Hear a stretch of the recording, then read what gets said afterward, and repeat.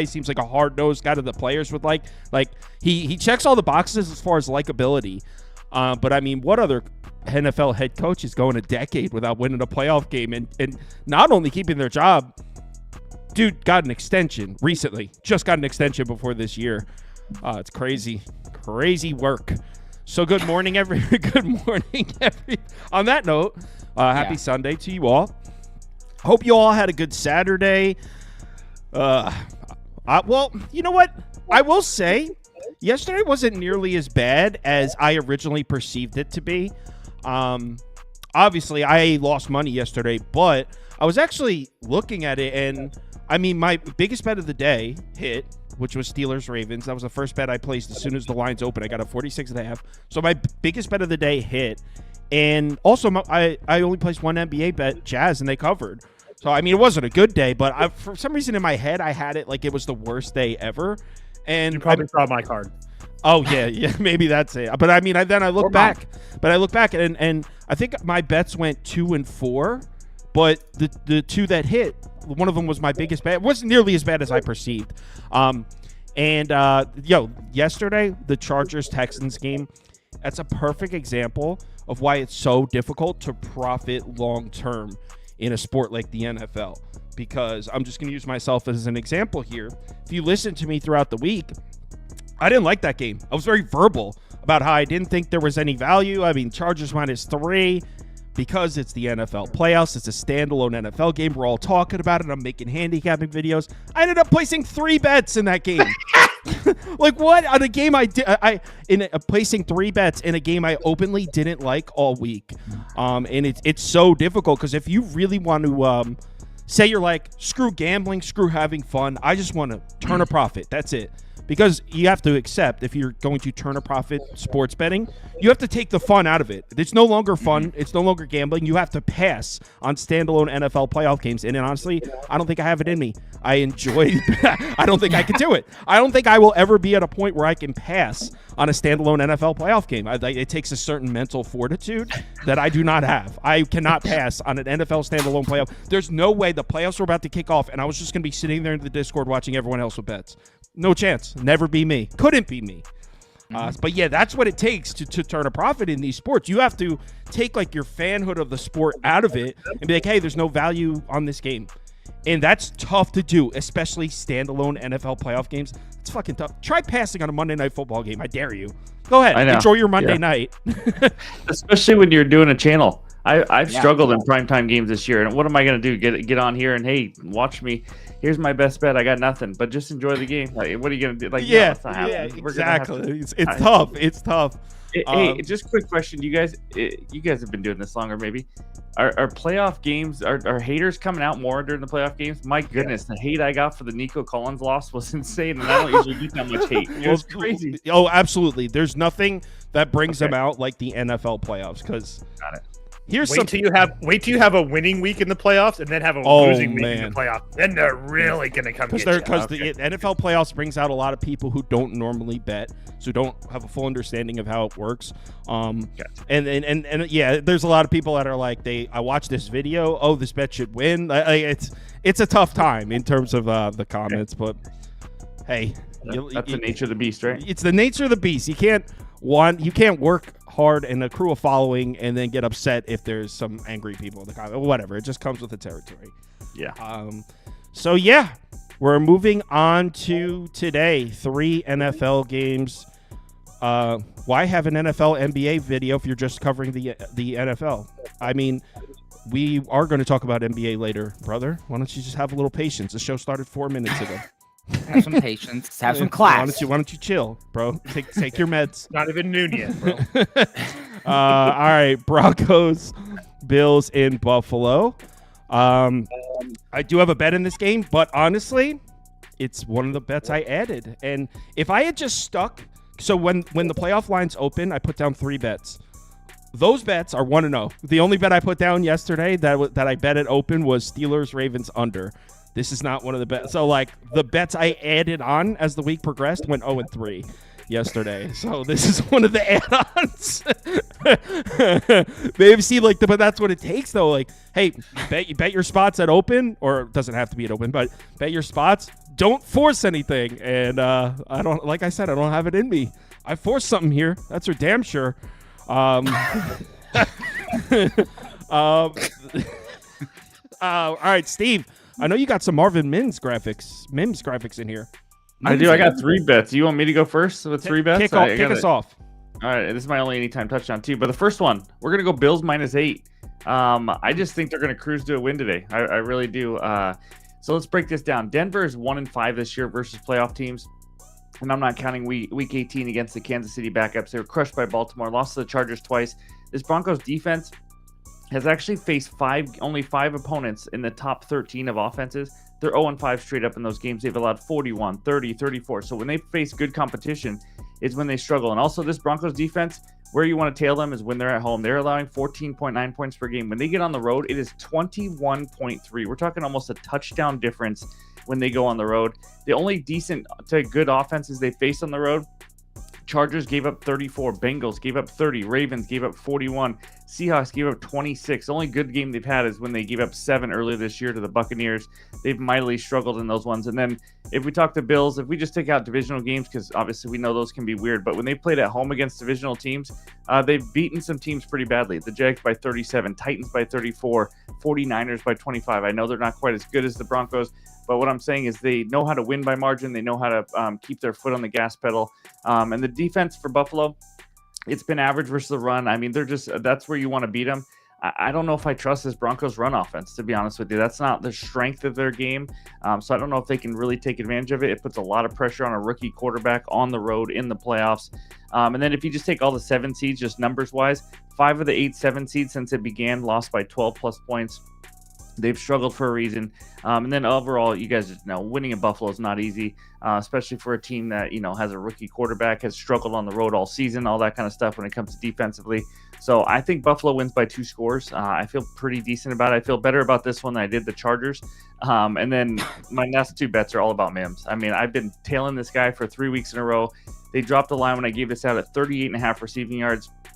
And we've cashed 2 in a row so far, but I just don't understand why the books aren't moving up. Maybe I'm falling into a trap here. But since he became involved, because that's really all I care about, is like the last 6-7 weeks when he actually became a part of this offense. He's over in 6 of the last 7. Not just that, he's averaging over 60 receiving yards per game. You guys know he makes huge splash plays. And in fact, he has a 32-plus yard catch in 6 of the 7 games. So in 1 catch in 6 of the last 7, he's getting to this total just in that one. Leads the NFL in the last 7 games in average separation, yards per catch, or yards after catch per reception. I mean, this guy has been elite so far. He's also, I read, top 5 wide receiver in the last 6 weeks in the NFL in designed pass plays. I mean, Sean Payton wants to get him the ball. 5+ targets in 4 of the last 6, 4+ in 6 straight. And like I said, anytime he touches the ball, he can go to the house. So if we look at the matchup, decent matchup. Bills 17th in yards allowed to receivers. It's kind of hard to see, how they're going to be exactly against him because they like to move Mims around the formation and things like that. So I like Mims here. And then you got a game script, like I just mentioned. I think they're going to be playing from behind, which means even more passing. 38.5 just seems like the books are just moving this too slow. It might be 40, 41.5. I'd still take it right now. And then my third best bet is, we just go back to him. Marvin Mims, anytime touchdown. We're getting plus 270. I mean, we're almost 3-1 on a guy who scored 4 touchdowns in the last 2 weeks. So to me, this is just straight value pick. This is not me saying this guy is guaranteed to score a touchdown or anything like that. But like I said, he can go to the house with anything. He's just elite speed. And 6 touchdowns in the last 7 games. Honestly, it's just a too much volume, too much in the red zone. And again, he doesn't need to be in the red zone to score. So I'm going to Marvin Mims and get it on again. We're going to go Marvin Mims touchdown over receiving yards, and the Bills are my bets.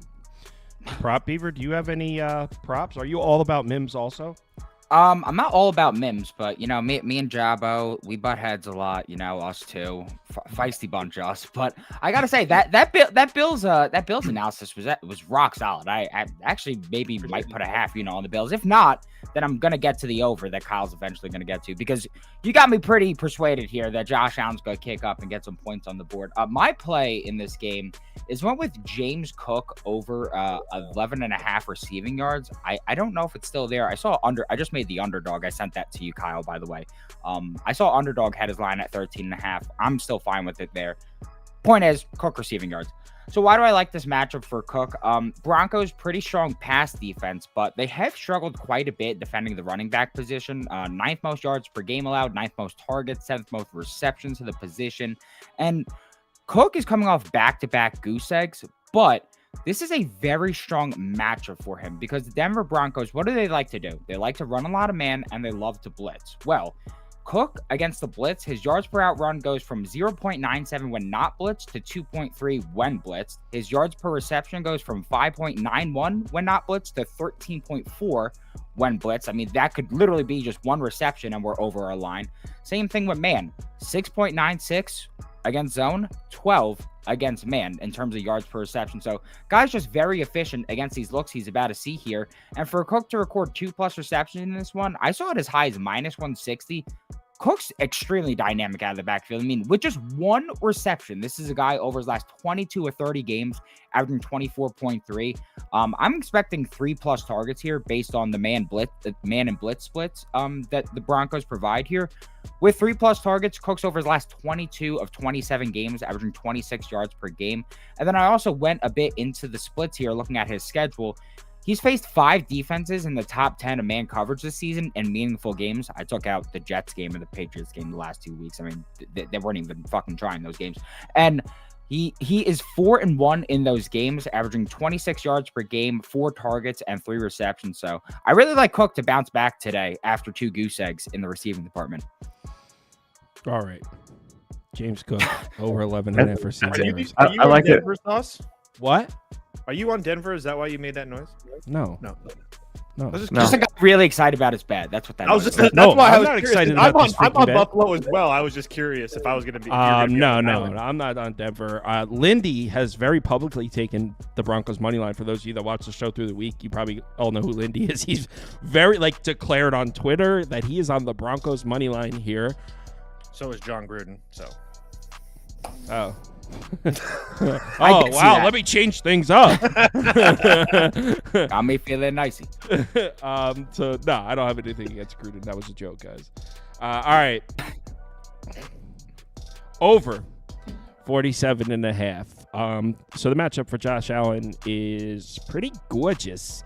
Against this Broncos defense. First of all, do we think this how good do we really think this Broncos defense is? I know you look at the full season numbers. It looks like this might be one of the best defenses in the NFL. But the truth is, every time they saw a good offense, they looked like shit. I mean, their games against, I think it was the graphic we set up for the video, was if you just isolate their games against offenses rated in the top 12, specifically passing attacks rated in the top 12, they have terrible numbers. So, I mean, this Broncos defense has racked up a lot of really nice-looking defensive numbers against some bad offenses.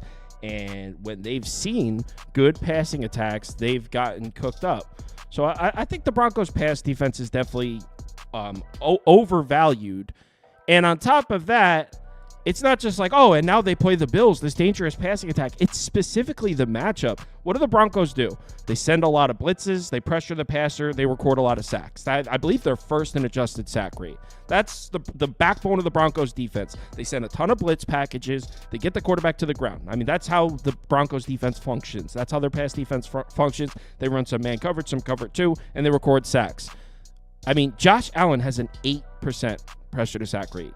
I don't think I've ever even seen anything like that other than after 1 week. An 8% pressure to sack rate, by far the best in the NFL.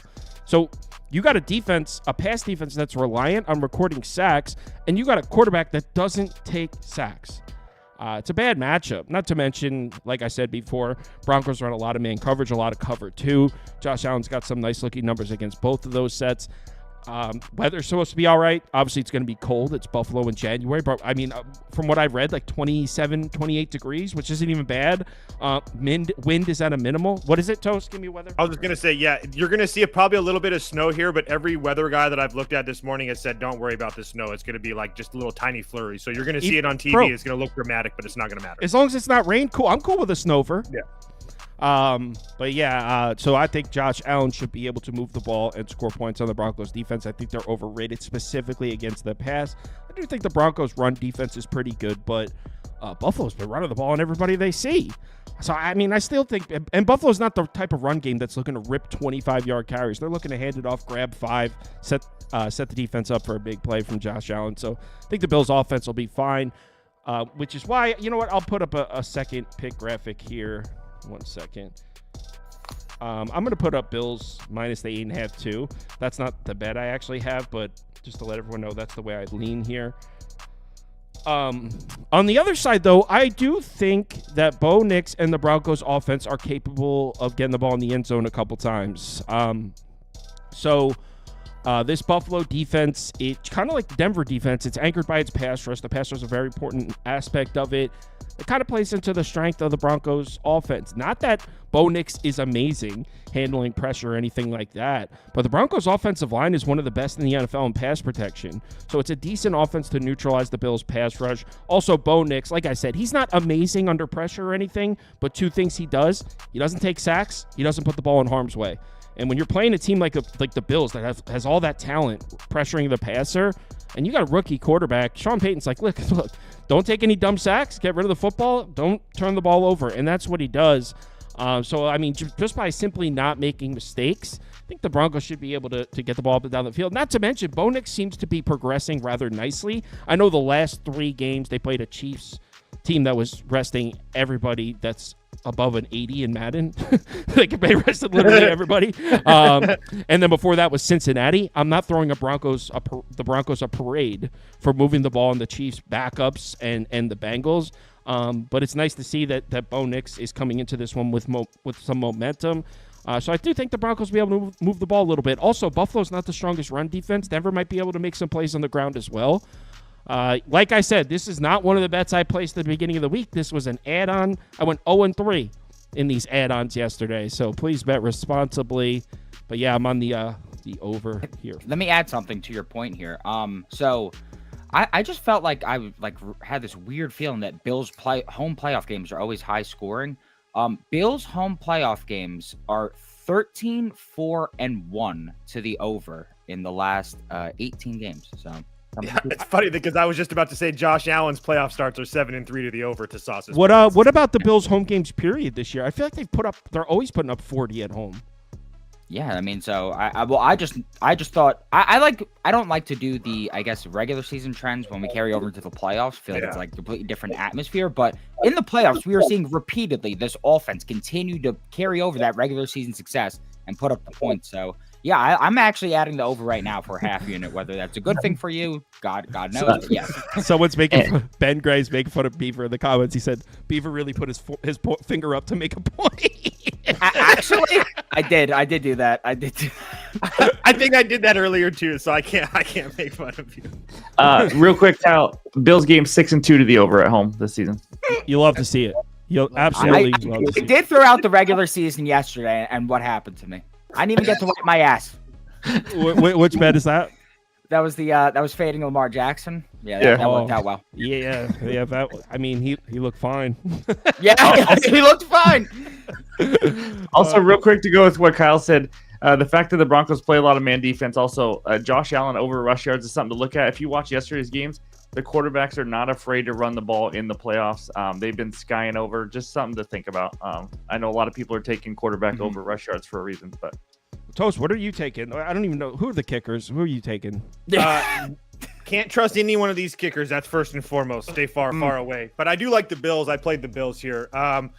First of all, I just have a few trends that I like that I really couldn't ignore.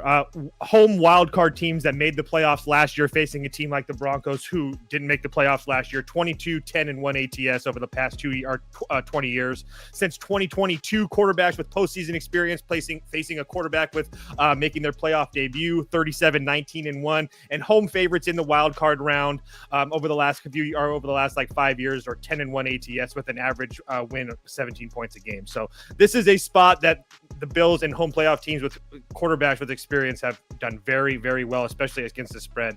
I think Buffalo rolls here. So if we wanted to build a same game parlay for this game, real quick, because there's only 3 games, so this live stream is going to be quick. So why don't I'm going to make if you want the chef something. Oh, can I add one more thing? If you don't like laying points, over the last 3 seasons, 11 of the 18 games in this round have finished with a margin of 14 or higher. So there's not very many close games in this round, period. So we got, let's go. By the way, the Bills are at 7.5, 8 now, by the way. Yeah, I did just see that on Hard Rock. They're 7.5. So we got Bills minus 7.5, Marvin Mims touchdown. Let's go Marvin Mims, 50+ receiving yards. And what's the other one? Cook over. and James Cook over 11.5. Where's his receiving yards? Do you guys think that the Bills, I'm not even making a joke, do you think the Bills are going to be a heavy public side, or do you think there's a lot of people trying to bet the Broncos? I feel like the Broncos are almost like a public dog this week. I actually had people yesterday. I went to the bar yesterday. A lot of people were saying to me, I think the Broncos could win. Yeah. I was just curious because I kind of felt like I've heard that a lot. I haven't felt like I've heard a lot about the Bills, but I also am not like in the depths of it. No, from what I've seen, the Broncos seem to be the public side here. They seem to be loving this run they went on last few weeks, and so that's a good thing. Against the Bengals and against the Chiefs backup unit? Yep. That's the one. Yep. That's right. Yep. I mean, I wish, you know what, I should have. Well, also there's trends out there like Sean Payton 4-1 as a dog in the playoffs. Yeah. All this BS. I don't think that matters. But there's rookie quarterback. Sean Payton 4-1 as a cuck. Yeah, that is true. True. Very bad. Very good as a cuck in the spot. I also saw something that, like, road rookie quarterbacks, I think, are 0-4-1 against the spread since like 2010 or whatever. So in the first round of the playoffs. So, but the cock thing is more important. This is the SGP based on the graphics on the screen. Bills minus 7.5. Marvin Mims Jr. touchdown. Marvin Mims 50+ receiving yards. James Cook over 14.5 receiving yards. That's plus 21-29. I don't see how this misses. Honestly, I don't either. No, that's pretty. I'd probably go. That's a 4 unit, 4 or 5 units probably. Yeah. I mean, it's probably my top bet. Yeah. All right, let's move on to the. Let me clear the board here. Is that an added play for you again? Is that an add-on? Yeah, that's an add-on. Yeah. It's an add-on, but I have the confidence of one of my initial locks. Okay. All right, let's move on to the next game. All right, Packers, Eagles. It's very clear that the market likes those birds. They like them. Yeah. Look, as you guys know, if you subscribe to this channel, I'm not the type of person to be like, oh, the market's wrong. I'm right. Everyone's way off here. This line's not even close. If this number's 5 and I think it should be 3, more often than not, like if you think the market's way off, more often than not, you're going to be incorrect. I mean, this line is shaped by the best analytical football minds out there. Everyone has weighed in. Everyone has action in to arrive at this line. Right? This is the sharpest the line's going to be. It's right before kick. So I don't know why it's at 5, but I am not the sharpest analytical football mind in the world. Apparently the sharps seem to lean towards the Eagles here to keep it up at 5. I think it should be 3. I honestly, I don't know. I think it should be 3. Kyle, let me tell you something. I don't think anybody's giving this goddamn Packers team a chance. What is the poll saying right now? What's the poll saying? I can't see it. Birds, heavy birds. That's what I'm telling you, bro. I don't think fucking anybody is giving this Packers team a chance. I want Matt LaFleur as a dog. That's what I'm saying. I haven't heard one goddamn peep about this Packers team being able to. You haven't heard a single peep today. I've heard one peep, and I hear peeps often. I'm starting to think I have schizophrenia. But I'm telling you, why is nobody giving Jordan Love and this Packers offense and Matt LaFleur, a guy who is such a profitable coach in these spots, a chance? Like I just think it's crazy to me. I mean, people act like Jair Alexander is Darrell Revis right now. I know, it's fucking crazy to me. Unbelievable. He hasn't been playing at all. I'm just saying that's all I hear. They don't have this guy. They don't have Christian Watson. Jalen Reed can't do anything. No. That's all I hear. I just think that every matchup I've heard a case for the underdog from a lot of people, and I haven't heard a single thing about the Packers. I think because of that. Go ahead. I think because of that, this is the dog that winds up upsetting. Some of it could be Jordan Love's injury too. I mean, people might be worried about how he actually is, but I don't know. Well, Kyle, I'm going to let you talk about this because I have a prop. No need for 2 guys to talk about the Packers. All right, cool. Yeah, people are worried about Christian Watson. Packers don't need to throw the ball, man. They're going to hand the ball off. This is one of the most consistent physical run games in the NFL, and that's not a hot take. I mean, we're talking about since week 8, they're averaging 4.7 yards per carry as the team, close to 50% success rate per. I mean, this run game has looked unstoppable, and it's not like they're doing it against shite defenses. They're seeing some tough defenses handing the ball off. They can't stop it. Nobody can stop Josh Jacobs in this run game. Now, you look at the Eagles defense, and no question one of the best defenses in the NFL. That being said, I mean, they've been run on a few times. In fact, they've been run on 4 times since Brandon Graham has gotten hurt, who's one of the highest rated run defensive edge rushers defensive ends, I should say, in the NFL. Since Brandon Graham got hurt in week 12, we saw the Ravens run the ball on the Eagles a little bit, Rams run the ball on the Eagles a little bit, we saw the Commanders run the ball on the Eagles a little bit, we saw the Cowboys run the ball. We've seen teams run the ball on Philly. Now, by no means am I saying this Eagles defense is bad. Of course not. But we've seen teams run the ball in this Eagles defense, especially after Brandon Graham got hurt. Enter Green Bay. I mean, best rushing attacks in the NFL. It's the 4 names in the list right now are Eagles, Ravens, Lions, Packers. They're right there. I mean, no one can stop this run game with Josh Jacobs. So the Packers, everyone's talking about Jordan Love and Christian Watson because they're basing this off of the Packers team we saw make a playoff run last year. That is not who this Packers team is. They are not this high-flying, deep ball throwing passing attack. That's not what this offense is. This is a run-first offense, and they're really good at it. They're going to hand the ball off to Jacobs, and until I see somebody stop Josh Jacobs, I'm going to have to sit on the contention that nobody can because this offensive line is really good. Jacobs is a physical. I mean, Jacobs knows how to get downhill quickly. This is a good rushing attack. Now, I don't think it's a great matchup for Jordan Love. I don't think the Packers are going to throw the ball in the Eagles defense because no one really has. So I'm not expecting Jordan Love to come out and light the Eagles secondary up. No way. But I do expect Matt LaFleur to come out with a conservative game plan, hand the ball off, play the field position game, and I think they can do a good job at that. Now, on the other side of the ball, I mean, kind of the same thing. What are we expecting the Eagles offense to do? Run the ball to Saquon Barkley. Why are we expecting that? Because that's what they always do. That's their identity. That's what they are. They're really good at it. Packers in the last, 9 games? They're allowing 3.3 yards per carry as a team. 3.36 yards per carry, I believe, is the exact number. They've been one of the best run defenses in the NFL for the entire second half of the season. Nobody's running the ball on Green Bay. Detroit couldn't run the ball on Green Bay. So, I mean, you look at the Eagles, and you're like, no one can stop Saquon Barkley. No one can stop the Eagles' run game. Well, we've seen it a few times. This is so crazy for the Eagles' offense here. This entire season, I almost couldn't believe this. I had to triple check this. This entire season, guess how many top 15 defenses the Eagles have seen? Top 15. So basically top half defenses. I'm not saying guess how many top 5 defenses. How many top 15 defenses do you think the Eagles have seen this year? 3 out of 17 football games. 3. In those 3 games, they averaged 3.9 yards per carry, 38% success rate per 38.9% success rate per rush. The 3 times they struggle to run the ball, the only 3 times they've seen a top 15 defense. This Eagles run game and Saquon Barkley has racked up a lot of rushing yards on a lot of really bad defenses. So this is the way I'm speaking right now. People are probably thinking, oh, the Packers are going to go in and beat the shit out of the Eagles. No. My argument is why this line should be 3, not the Packers should be laying. Like, don't get twisted up what I'm saying. I'm arguing why the line should be 3 and why at 4.5, 5. I got a plus 5.5 actually this morning.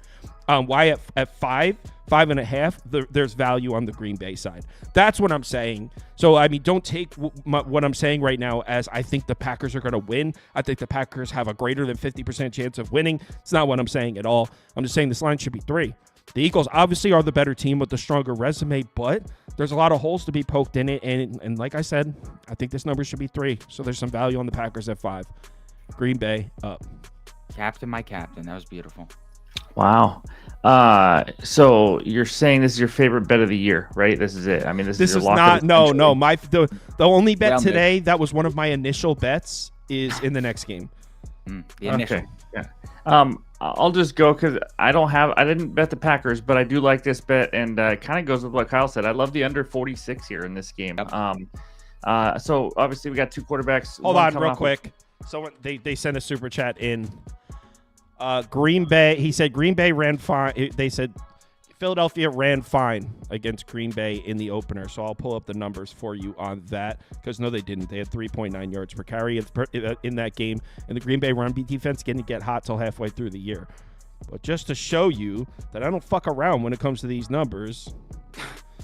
The Eagles against the Packers in week 1, 3.8 yards per carry, 34% success rate per rush, which was their 3rd lowest of the entire season. Not good. Case and point. Don't quit your day job. Go ahead, Steve. You can't just throw a number. You Think I'm playing around? What do you think? I'm just saying shit? I looked. Think this is a game? Go ahead, can't throw numbers at Kyle. Come on. He All right, pulled that so- spreadsheet up so fast. I know he did. He was You just got cheated, bitch. Just know Kyle doesn't sleep, guys. He's doing spreadsheets at 3 a.m. I got the under 46 in this game. You just heard it from them. This is going to be extremely run-heavy game. If you like passing, this is not the game for you. These are 2 of the top 3 in run play percentage in the NFL, these 2 teams. That means the clock is going to keep running. We're going to get less possessions. We've seen Eagles games where possessions take like a half a quarter here. But the Eagles, now, can they stop the run? We already talked about a little bit. Eagles have allowed the 9th fewest rush yards per attempt at 4.1. It's been a little bit more leaky lately, as Kyle mentioned, but they're still a good run defense. Packers have allowed the 3rd fewest yards. He already talked about it. They've been, and listen, the last few years, the Packers have not had a good run defense. It's been that Swiss cheese defense, but this year it has been elite. Both are top 10 rushing defense right now, 2 run heavy teams. And then just defenses and points allowed in general. Eagles 3rd, giving up 17.8 points per game. Packers allowed 6th fewest at 19.9. So, I mean, and the Eagles, by the way, gone under in 15 of the last 22. They've gone under in 7 of the 9 games at home, or 6 of the 8 games at home. It's just been, this is January. It's cold weather. We're going to get a lot of running. I don't think this game gets near 46, to be honest with you. I think we see like a 20-14 type of game, but maybe 20-17. So I just like the under. A lot of points like Kyle just said. I just don't think these offenses are going to be explosive. And like he mentioned also, the Eagles, when they face really good defenses, they do struggle a little bit. Jalen Hurts isn't a guy that's just been beating you through the air all season long or anything. So I love the under 46. That's my only best bet in this one. I lean towards the under as well. I'm a little worried that both these offenses do have big play capabilities. And something I want to bring up, so this guy right here, he wasn't saying this disrespectfully. This is a legitimate question. So he said, when they say they have 3.8 yards per carry, how many of those runs were 1-yard touchdown runs? Well, that's why I said the success rate, because a 1-yard touchdown run is a successful play. The Eagles had a 34% success rate per rush in that game, which is not good at all, which means only 34% of the time when they handed the ball off did they have a successful run. That's why success rate is such an important metric, because you're right. If it's 4th and inches, a 1-yard run is a great play. That's a successful play. But if it's 3rd and 20 and you run a draw, a 16-yard run, yeah, it looks great. Oh, 16 yards to carry. It's not a successful play. That's why success rate is so important to pair with yards per carry and some of the other metrics. All right, go ahead. Dr. Kirms. All right, time to deliver my prop that I was gonna fucking hate. Saquon Barkley under 104.5 rushing yards. I love it. Faded one MVP candidate yesterday. Might as well fade the other. Now I'm gonna go about it a different way. Saquon Barkley, great man. He's a stud, this guy. But I just think this is way too high a number. Simply put, because of the matchup, as Kyle mentioned. What's the number at right now? It's at 104.5. Because the 14 games where this rush offense faced, I guess, bottom 15 defenses. I mean, guy was bottom 17 defenses, actually. I mean, the guy was absolutely killing it. 5.4 yards per carry, 0.089 EPA per rush. But against the top 15 defenses, 3.9 yards per carry and a negative 0.08 EPA per rush. I mean, the EPA per rush went down an entire point plus. That's absolutely insane here. And you got to look at Barkley. When he doesn't average 5 or more yards per carry, He's actually under his last 4 or 6 contests this season. He's only averaging 81.3 yards per game. Only 81.3 yards per game. It's insane. But he had 109 against the Packers in the season opener in Brazil. But as Kyle mentioned, I mean, the Packers rush defense, they hadn't rounded into form yet. So I think that's important to mention. Also, the Packers rush offense, they weren't established as one of the most rush-heavy offenses in the league yet. Since week 12, this defense, as Kyle probably alluded to, they're insane. They're allowing only 3.36 yards per carry, a 30.4 success rate, negative 0.23 EPA per play. And now they're also going to be the healthiest they've been in quite a while. We got Evan Williams returning, Quay Walker returning to the fold. I mentioned the Packers rush offense as well because I think they're going to have some sneaky success on the ground here due to that Brandon Graham injury and the leaks we're seeing out of that Eagles defense.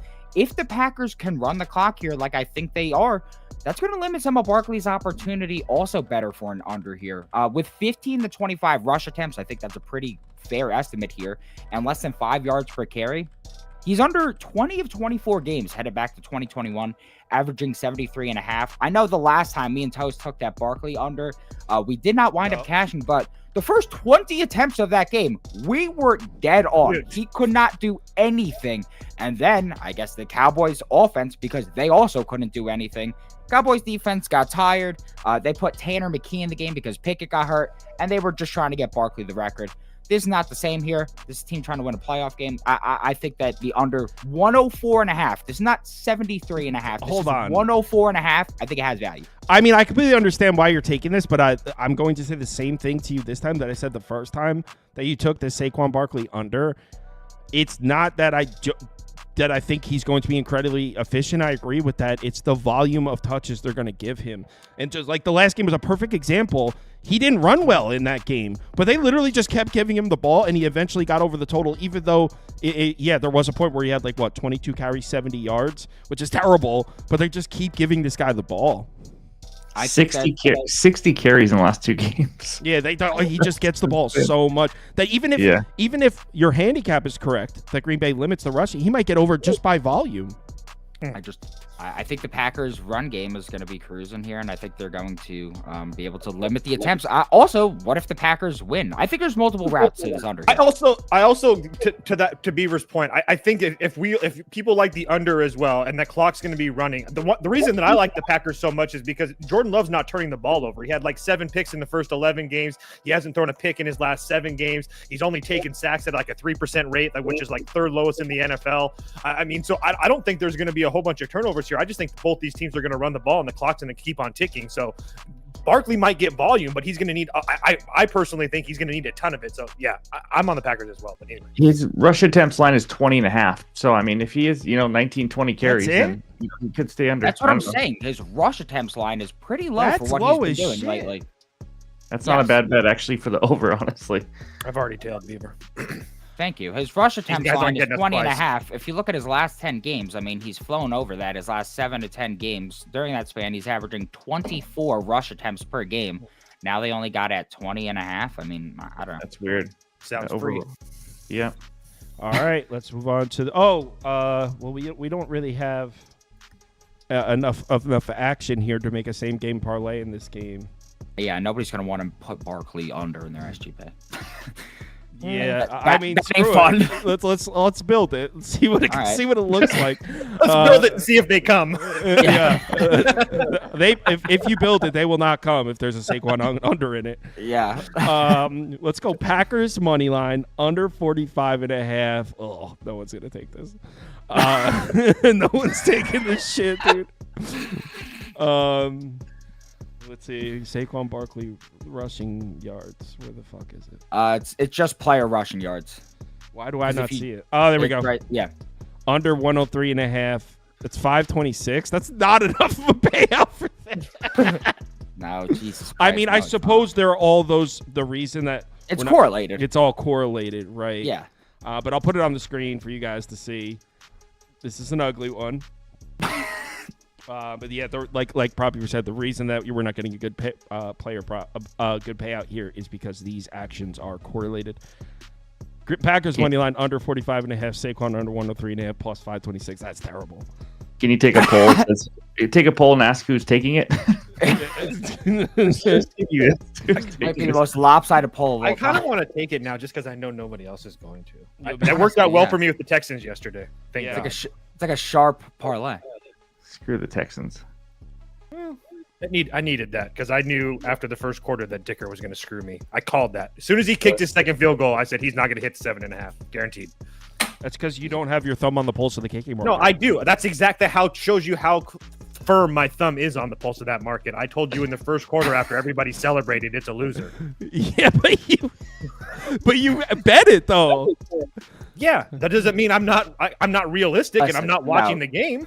Toast knows. It's kind of like week Thank you, one Beaver. when fucking the punt got blocked by the Bears. I just knew the Titans were gonna lose that ball game, and they were up 10 already. It's like, all right, chalk this shit. We're done. God. When Toast talks about the kicking market, it's like some Earth is flat shit. Like it's like the logic doesn't make sense. And you're like, I'm joining him next year, so I'll have my tinfoil hat on and everything. Continue to talk all you want. I'm just gonna keep on going to the banks. Dicker let me down yesterday. It is what it is. But we should get tinfoil hats for you guys to wear when you talk about kickers.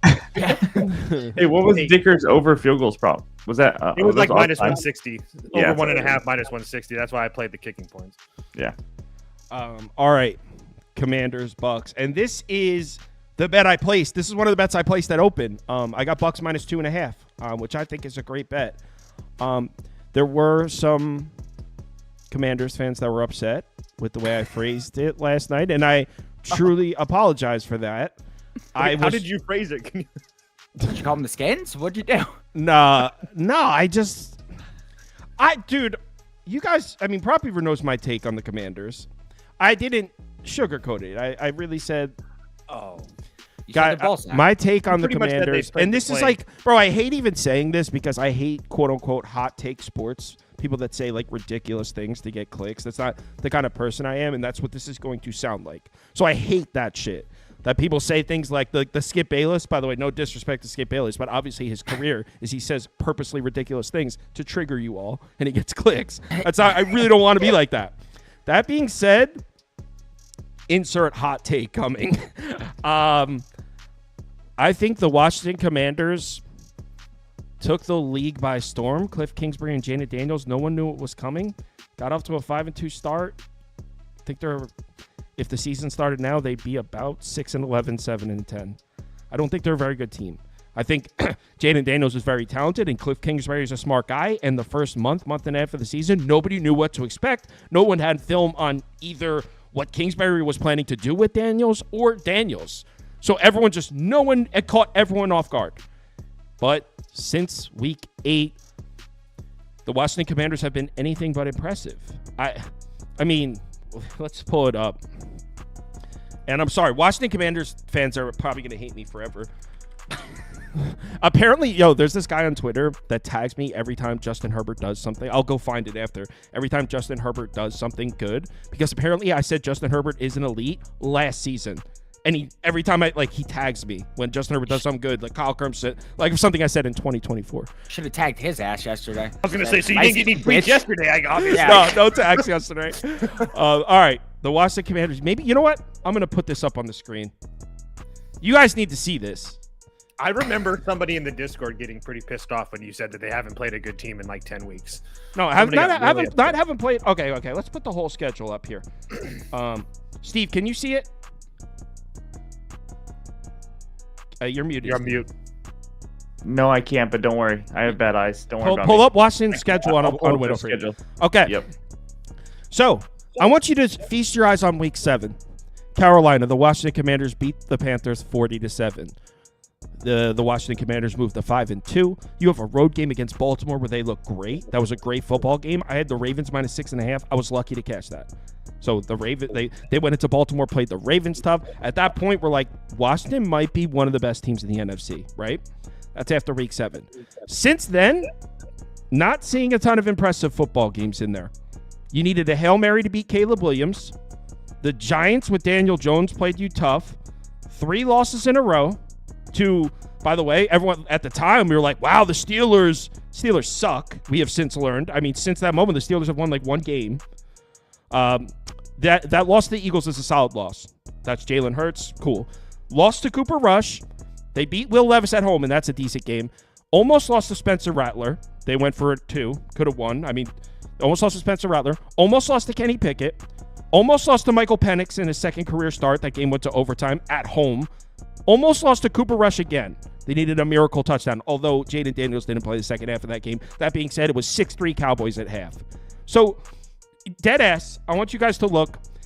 Objectively, I'm going to isolate it to just week 8.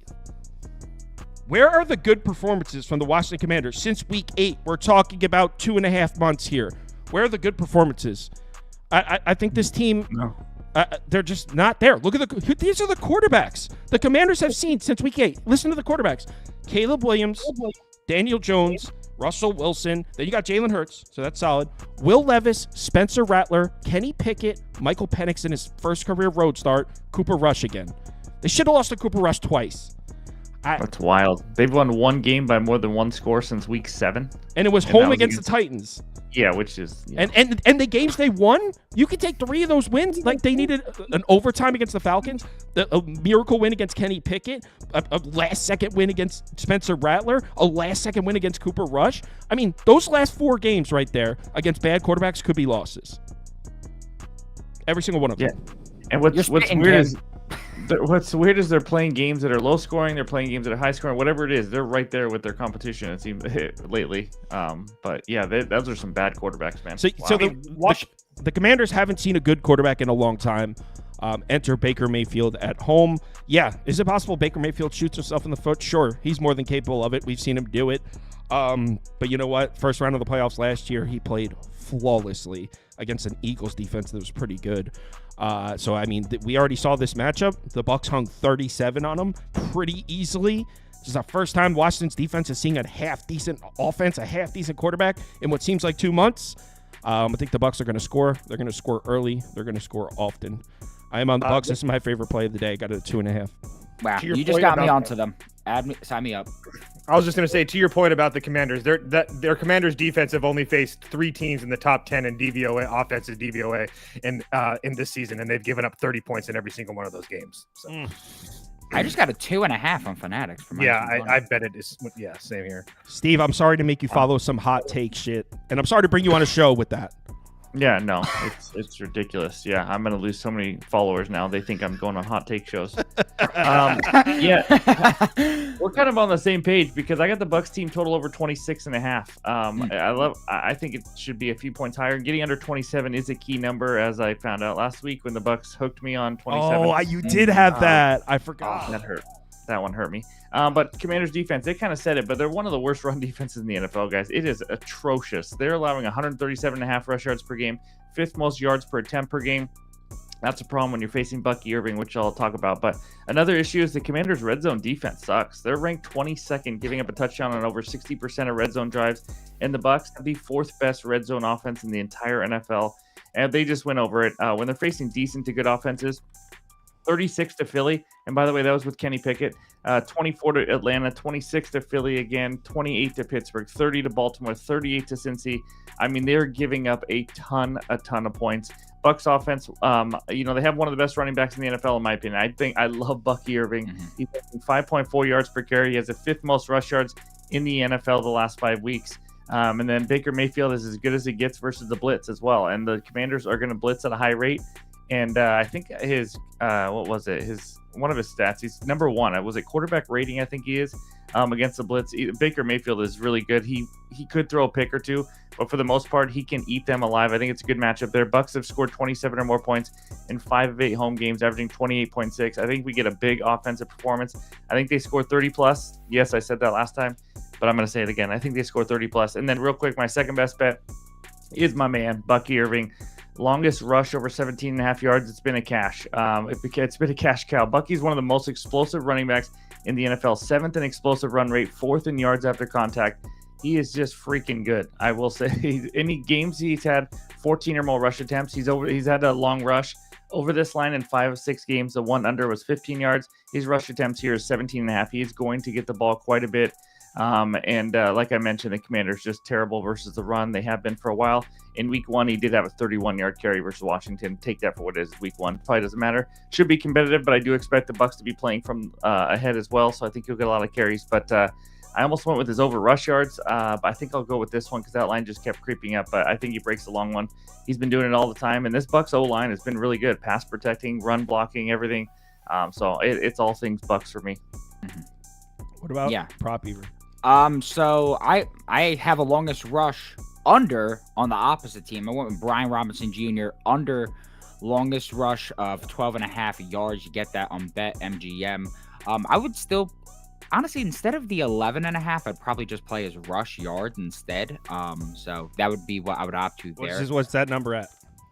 The rush yards is 46.5. The longest rush is 12.5.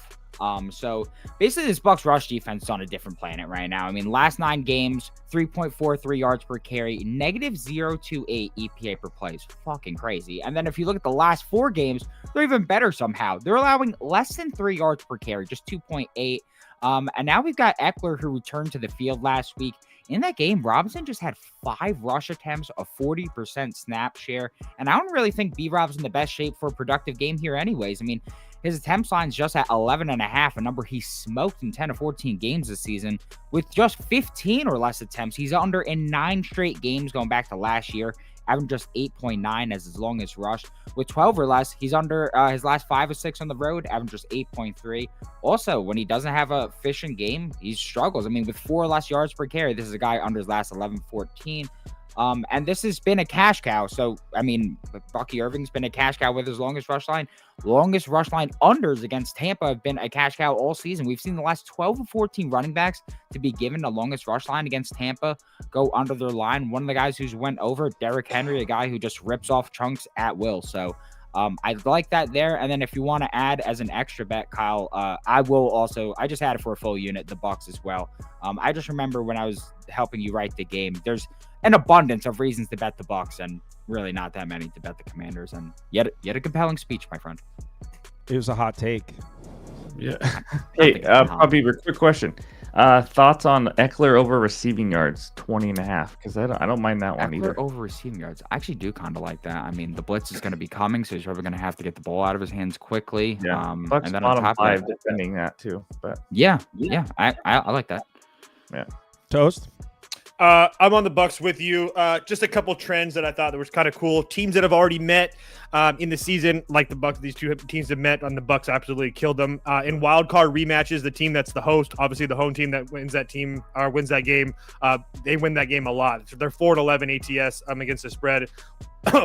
Wild card host that's made the playoffs, facing a team that missed the playoffs like last season, like Washington, 22-10 ATS.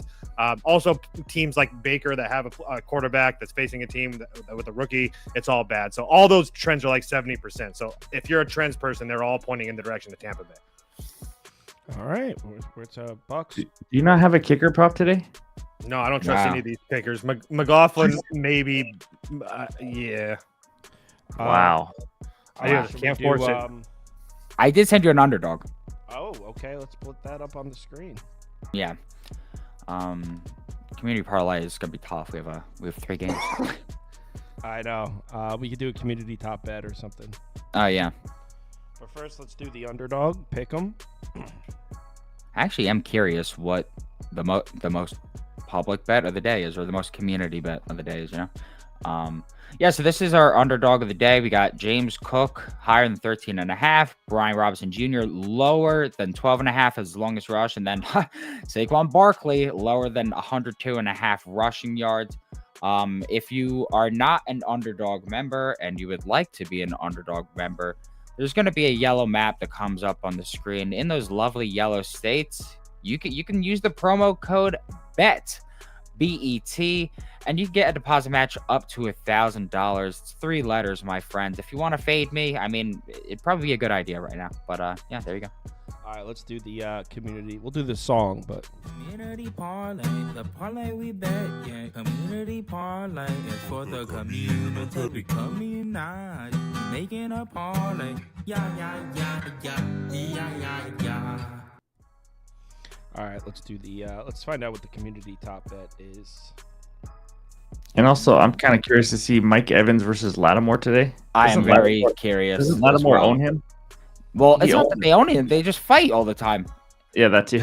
Half of the reason his production is limited against Lattimore, he's out of the game by the friggin' second quarter. So I wonder. So in the first game, they were the Bills -8.5. In the second game, they liked the Eagles -5, and in the third game, they liked the Bucks. So let's see what the community's favorite bet is. I don't know actually what the community's favorite bet. We'll do a community's favorite bet and community's favorite total. If they fight in the playoff game, then that really is a beef that's on a different level. I mean, folks. Well, Lattimore This wants is to bigger. fight. They want to take Evans out though. So Yeah, that's a good point. 'Cause, I mean, if you got Jalen McMillan and Co out there, that's an advantage for Washington. he's been good too, McMillan. He has been good. I was my sleeper pick in all my drafts. I thought this guy was gonna be a stud. Friggin' dropped him, and all of a sudden, It's like a deadlock between Bills and Bucks. I think Bills is going to win. I'm going to hit end poll, and the winner is Bills. So the community top bet is Buffalo. Let's put it on the screen. Community top bets, Buffalo -8.5. And then let's do a community top total as well. Just I'm honestly curious what they'll take here. Yeah, I got some college plays that people have asked for. As soon as Kyle's done doing this, I'll give them out. just got the weirdest You can underdog. just get them out update. now. I'll just be typing up polls. Okay. I've been dog shit this week, so just remember that, guys. I mean, yesterday was just more unlucky than anything. I mean, it ended up not being terrible. It was like whatever. Just going to continue to stick with the ugly home dogs. Northwestern +2.5. Iona +2.5. Penn State +2.5. UAB +3.5. They're on the road. And then Colorado -1.5. And then Central Connecticut unders. Just keep on playing them. I'm going to continue to play them. If you know, you know. That's it. If you know, you know. You know what I'm talking about, Beaver. Oh, Oh, do I know? I have a couple NBA bets too. I bet the Knicks -4. I don't think anybody asked for that one. I didn't see the comments. Yeah. I didn't see an NBA coming either. Yeah. I don't want to know. My name's only on the building. Knicks -4. And I took Dallas +6, I think, at home. I know they're missing Luka and Kyrie, but they're still playing good defense. They're protecting the paint, which is what the Nuggets are trying to do. Yeah, I like the matchup for them. Without Luka and Kyrie, yeah, I don't trust the Mavs offense, but I do trust the defense. And at home, I think they're able to play Denver tough. Also, a couple question marks on the Nuggets as well. So I took Dallas plus the points, and I laid the 4 with the Knicks. It's a bounce-back spot for New York. The Bucks have been winning games, and the Knicks have been losing games. Short number like 4 at home. I think it's a good spot for the Knicks to get right. They're healthy. And my name's not anywhere near the building, but I do like the Magic on the money line today. They're -1 at home against the Sixers. I don't know what we're doing here. The Magic at home are a wagon. They got Boncaro back. Just a thought. I haven't looked too deep into NBA today though. Denver, Buffalo over 47.5, and now we got the last game, which is what's that? What did they like on that total? I was hearing Jalen Suggs is like a dark horse MVP candidate. You were hearing wrong. You need to update your. Were you on the dark web? Where were you? Was that JalenSuggs.com? Yeah. It was. I have actually an editor on that site. Yeah. Where the hell was that? All right. Cast your votes. Let's get the community's favorite total. Someone said y'all would have a better show if beer was involved. Dude, it's 11 a.m. I was gonna say it is 7 a.m. in my town right now, bro. 8 for me. The sun doesn't even I'm rise not for saying 3 that hours. 11 a.m. has always been a deal breaker, but I mean, like I try not to make a habit of it. If you crack a beer at 11 a.m., I hope you're on the golf course. you're pretty much punning on the rest of the day. So yeah, the community top bets are both in that game. Okay. They like the Bills and they like the over. There you go. Thanks everyone for watching. Please bet responsibly today. Hit me up at the Discord if you need me. Yeah. Oh, Steve, where can they find your stuff? Oh, just a bet outside on YouTube and Twitter. Got a Discord as well, but it's just having a lot of fun talking NBA, MLB, NFL, and just enjoy coming on here too. Appreciate you guys having me on all season long, and yeah, let's keep it rolling. Yeah, it's been a fun one. But yeah, I'll talk to you guys. I'll be uploading a video for Monday Night Football, the Monday night game tonight.